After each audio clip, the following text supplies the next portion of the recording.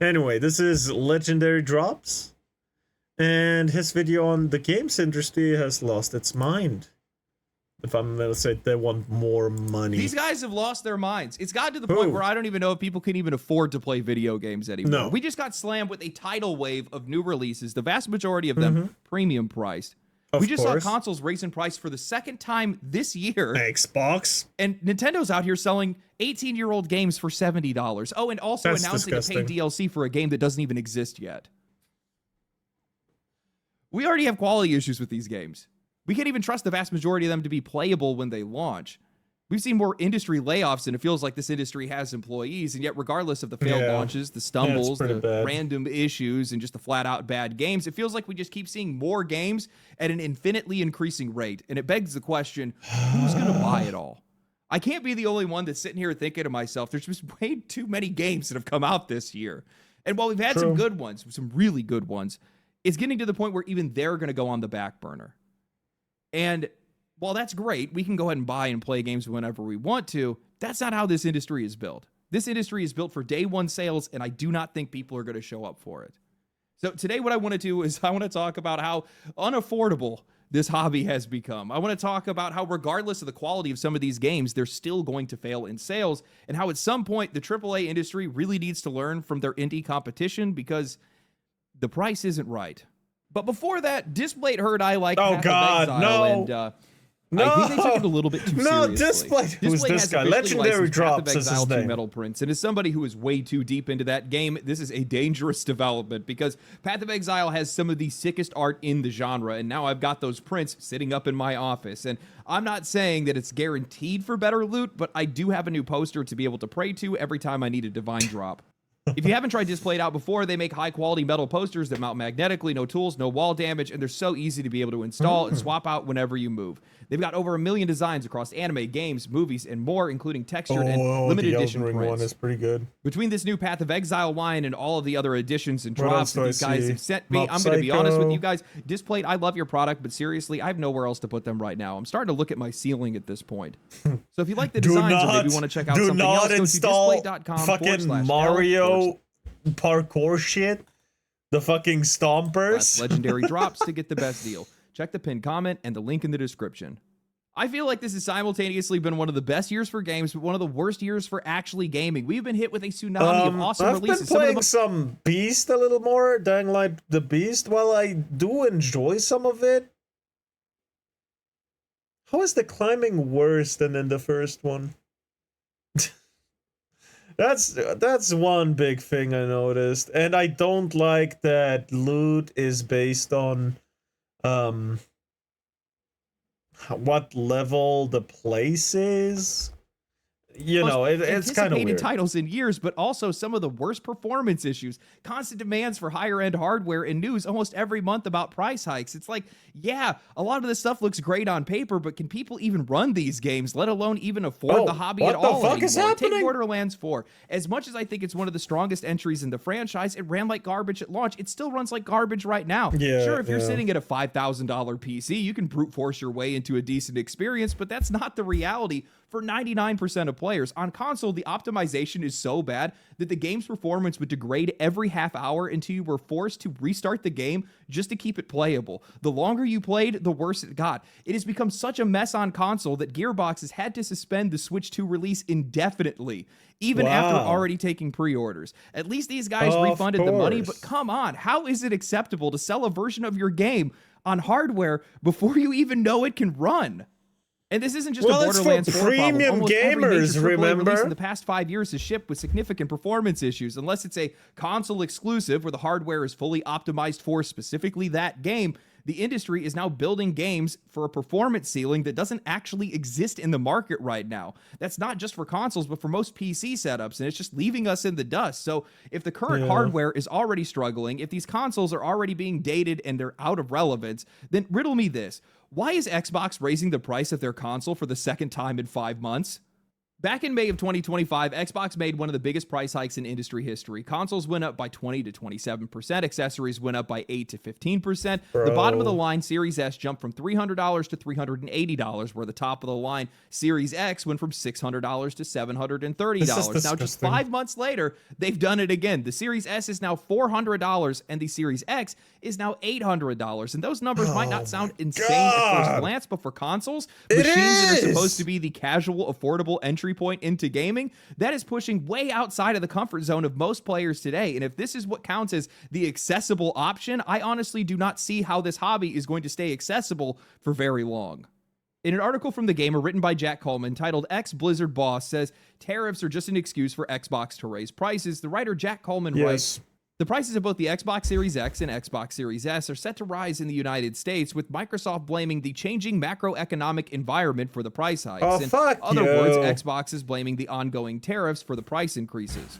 Ex-Blizzard president Mike Ybarra is critical of these price increases, saying that Microsoft is using tariffs as an excuse to try to squeeze more profit from Xbox. Ybarra had described the first price increases as justified given the sudden implementation of tariffs, but he believes this new price increase is more cynical. Console price increases are not tariff issues, they are profit issues, his post reads, and the reason why profits are not where they should be is a far, far deeper issue versus the tariff excuse.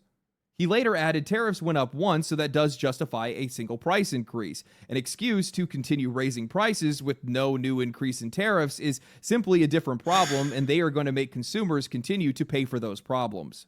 Now, some of you guys might remember this. I mentioned this back when I first covered the first round of price hikes in May. Tariffs or no tariffs, these increases are an excuse to squeeze more profit out of their customers. Yes, tariffs have always been a part of the conversation. Chinese-made consoles make up a bulk of that side of the U.S. imports, but the reality is these companies are just using them as cover. They are the ones who consolidated their manufacturing in one country to save money. They are the ones that let themselves be exposed to trade policy, and now we are the ones that are footing the bill. And we know that is the case because when some of these tariffs have been delayed, rolled back, or even came with exemptions, prices never went down. Not a single time. Because these prices were never about faithfully tracking the tariffs in the first place. It was just about ratcheting up the baseline and then never walking it back.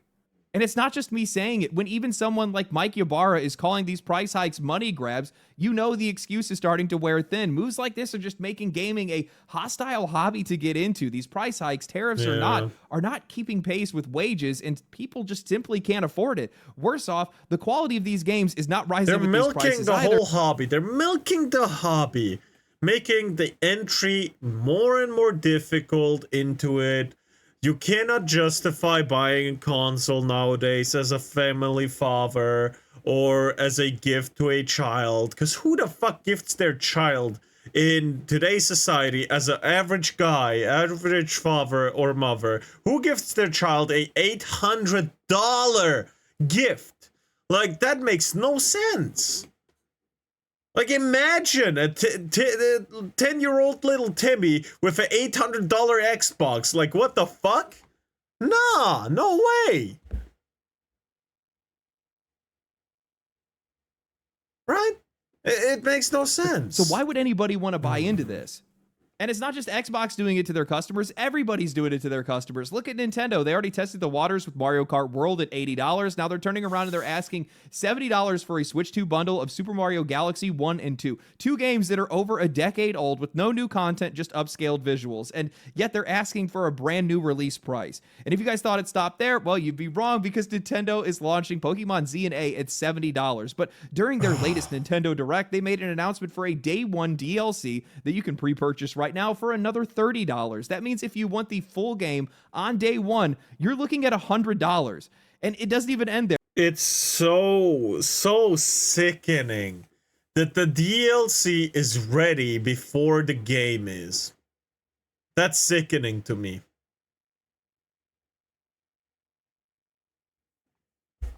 It doesn't even end with the sticker price. Most of the content is still going to be locked behind another wall, Nintendo's online subscription. If you do not pay for that, well, you're not going to be able to access all the rewards or evolutions that are going to be tied to the DLC. Yes, Nintendo is literally paywalling Pokemon Evolutions now. In an article from IGN titled Pokemon Legends ZA's $30 Mega Dimension DLC pushes the price of owning every Mega Evolution to $100 on the Switch 2, Tom Phillips writes, Nintendo's decision to announce costly DLC for Pokemon Legends ZA and lock 3 Mega Evolutions behind an active Nintendo Switch. I'm sorry, what was it again that Pokemon was about? Gotta catch them all, or was it gotta cash them in? I don't remember right, but something along those right? Something along those lines, right? It's so tiresome, yeah. Yeah, Online subscription has prompted fan complaints over the amount of money required to unlock every creature. Last Friday's Nintendo Direct included the announcement of Mega Dimensions, a $30 DLC that includes additional story content and allows fans to encounter 2 new Mega Evolutions, Mega Raichu X and Mega Raichu Y. 3 other Mega Evolutions were also confirmed for the Kalos starter Pokemons, Delphox, Chestnut, and Greninja, with the small print revealing that these would only be available post-launch as rewards for competing in online ranked battles, which requires a Nintendo Switch Online subscription. With Pokemon Legends ZA already at $70. So it's not $100, $7 plus the $30 DLC. It's plus $20 a month for the online subscription. Oh my god. Was it $20? I don't even know.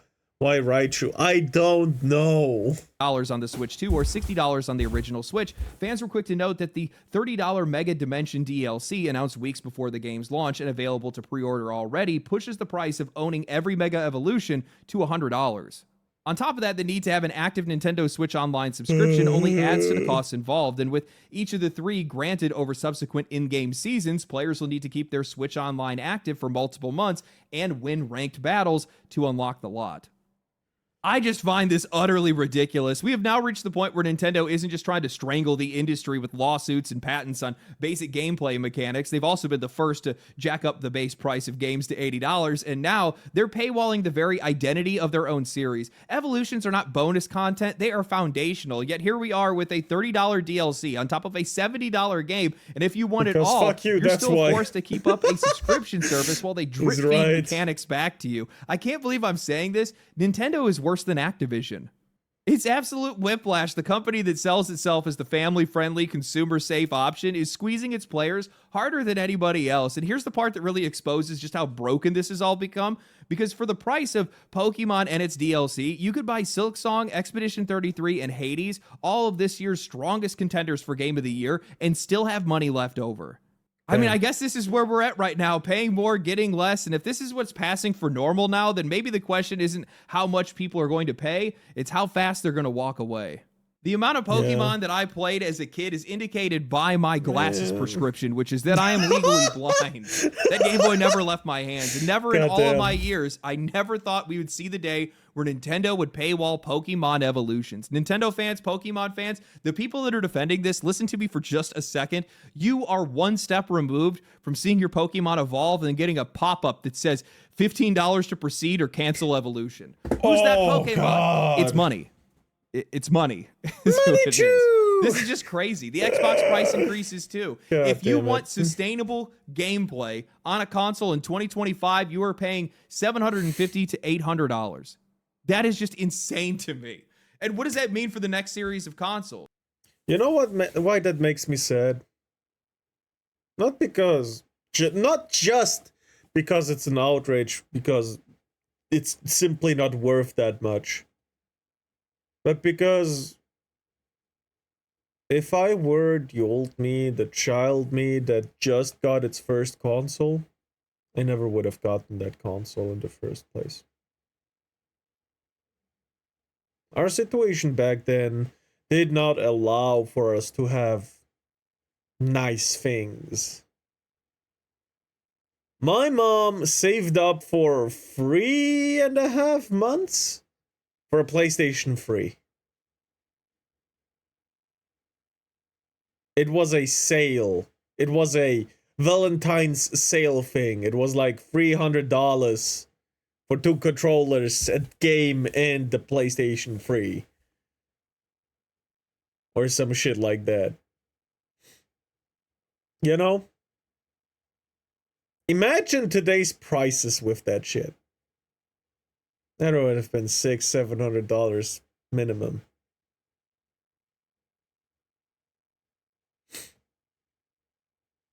And I know. There's maybe, There's a whole lot of me's, 10-year-old me's out there that want the newest console, ask their mom, their dad,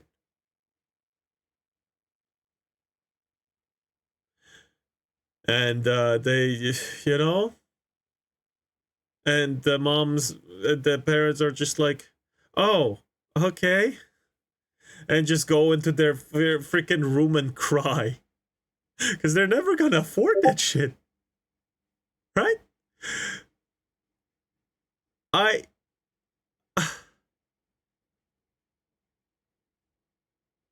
and that's sad, you know.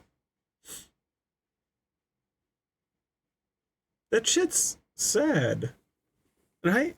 I don't like that. We're looking at $1,000 a pop. We're looking at $1,200 a pop. That's PC territory. At that point, you have completely excluded the casual audience from being able to play any video games anymore. Yes. And that's my biggest worry when it comes to some of this stuff. Maybe that's what these guys want. Maybe they just want to squeeze the willing as much as they possibly can and then push the unwilling into subscription services, into free-to-play, into mobile, into places where I can't get $800 out of you today, but I can definitely get $800 out of you over the course of a couple of months. Things are just going too fast. This is way too aggressive, and I just do not see this being sustainable for these guys. I do not see it working out that well for them. And that brings me to a whole other issue. The sheer volume of games that we've seen released this year. And it doesn't matter if they're good or bad. When you stack these record-breaking prices on top of a bloated release schedule, it stops being exciting and it starts feeling impossible. And if it feels impossible for somebody like me who doesn't actually have to pay for most of these games, I still end up paying for most of them anyway, just to clear the bias and whatnot. But there are only so many players. There's only so many paychecks. And this industry has convinced themselves that those limits... The thing is, what's happening right now is that people get paid less, things get more expensive, there's more shit to buy while it's becoming more expensive. You know, everything's just fucked. Don't exist.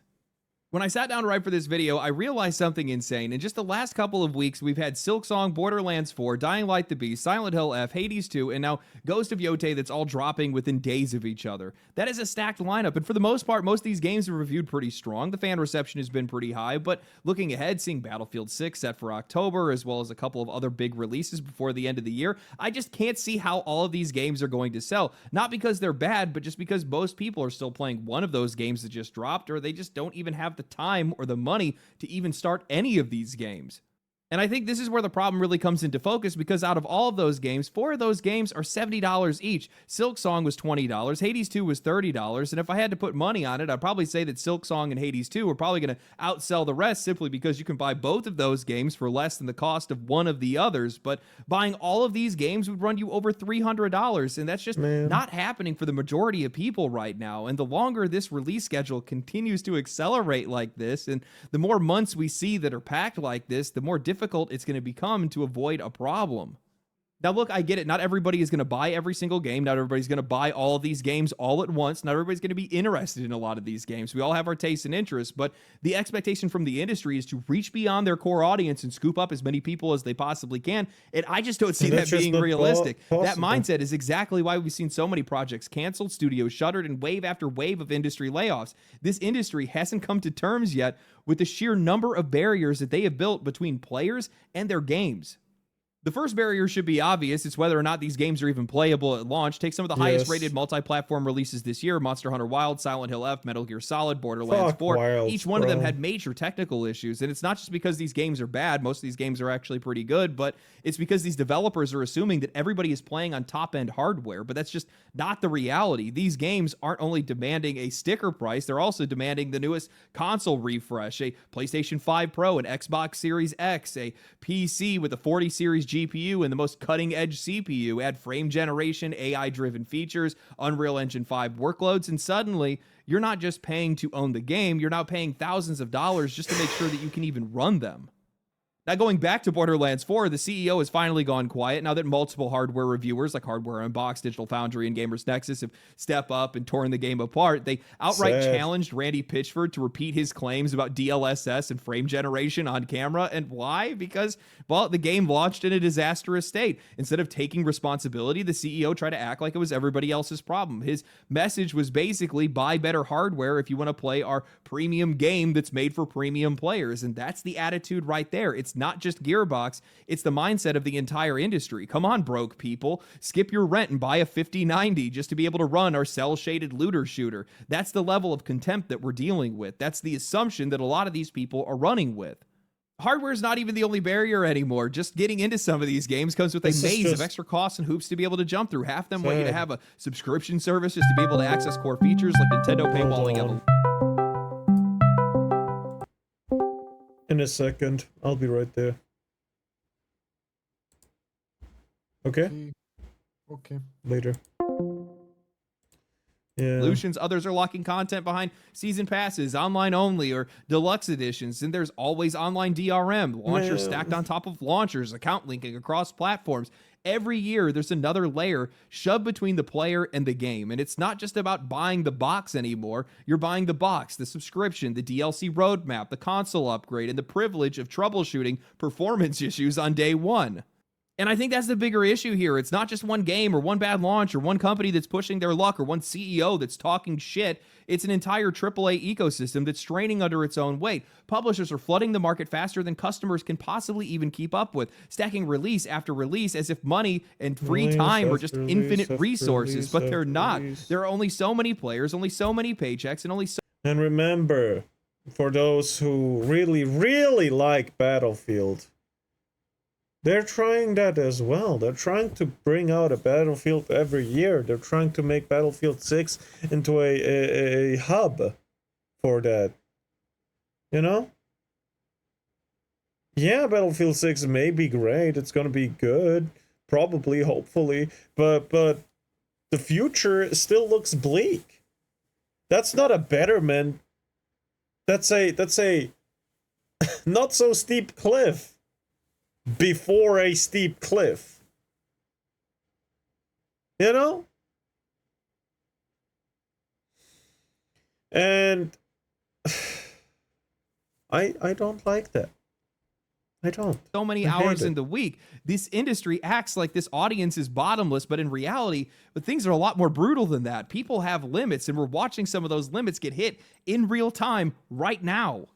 Prices keep rising, requirements keep rising, and yet the quality of the average release keeps sliding. It's not like there haven't been great games this year. There's been a lot of them, but they've been buried under an avalanche of other launches, day one patches, and performance nightmares. Even the games that deserve to succeed are being drowned out because the industry just refuses to pace itself. Instead of celebrating a hit, these publishers are just shoving the next one out the door, convinced that there's always going to be money waiting on the other side.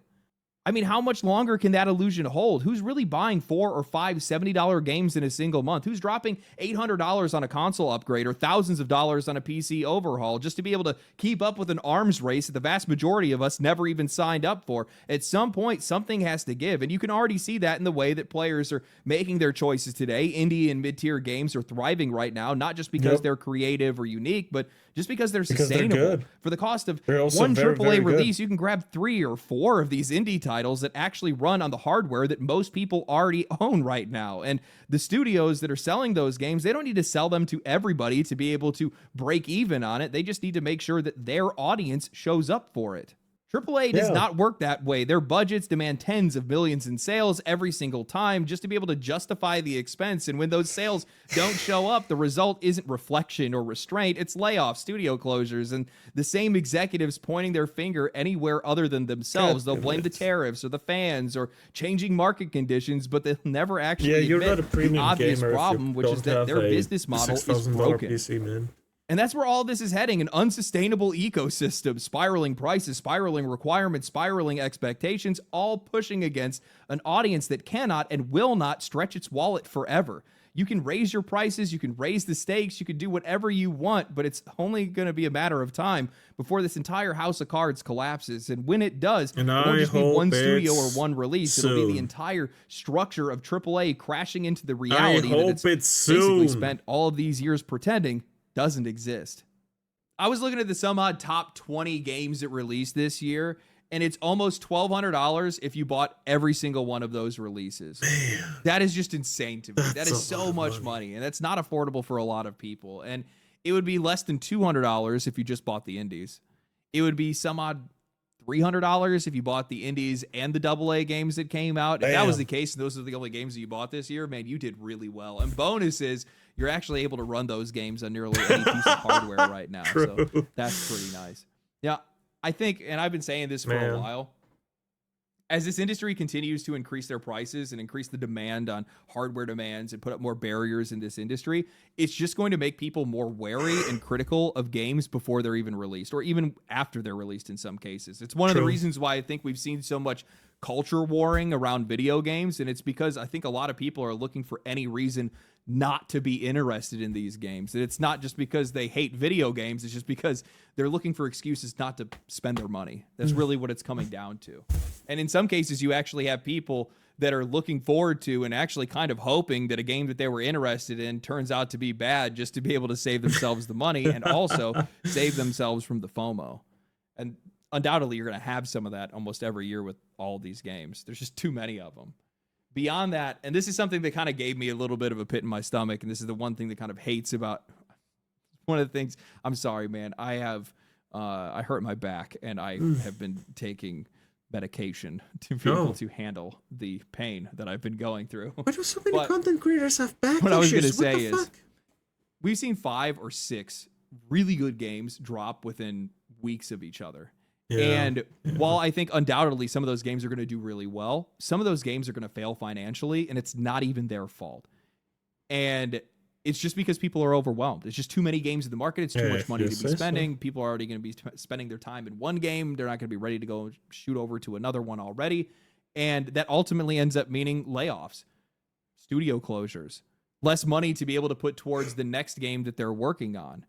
And I squarely place the blame on AAA. It is their fault for the situation that the industry is in right now because they have they have flooded the market with so many games and so much marketing that it's made it financially impossible for most people to be able to keep up with all these releases. And at the exact same time, it's made it even more difficult for some of these games to be able to get the visibility that they deserve. I don't know. I don't know where this all goes.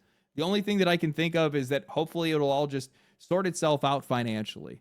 That these guys will see the numbers, they'll see their games underperforming and say, hey, maybe we should. No, I hope the AAA industry fails. I hope it dies. So that from its ashes, new ones can rise. That's what I hope. Because the current ones, they're too corrupt. They're fucked. There's no saving them. Activision riddled with AI and cash grabs. On every dev, you have ads playing. Buy this weapon pack. Buy that. The enemy that just killed you. Yeah, he has this weapon pack. Maybe you want that weapon pack. Here's with just one button click, you can visit the store page. I'm sorry, but Ubisoft. We don't even need to talk about Ubisoft, right? Everyone should know at this point. But Blizzard, Nintendo with its fucking lawsuits and patent grabs. God fucking damn it. All of them perish for all I care.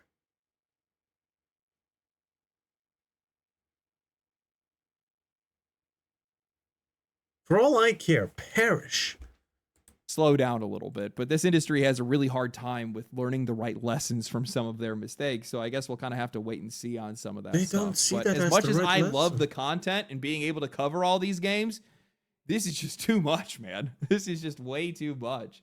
Maybe it's just because we're right before the holiday season. I guess maybe that makes sense, but not really to me. I just don't see the numbers working out. Not for paying customers. Too much of a good thing can still be too much. Anyway, my back hurts. This is all I can do for my video. I will talk to you guys later. I hope you guys enjoyed the video. If you guys did enjoy the video, like the video, subscribe to the channel, share the video with your friends, comment down below. All of the engagement matters now in this new YouTube ecosystem that they've created for me. Isn't that awesome? Some dude just in a box somewhere can just decide your fate for no reason. Whatever. Anyway, stay cool, stay righteous, stay safe. I'll catch you guys later. Peace. Thank you very much, Family Guy.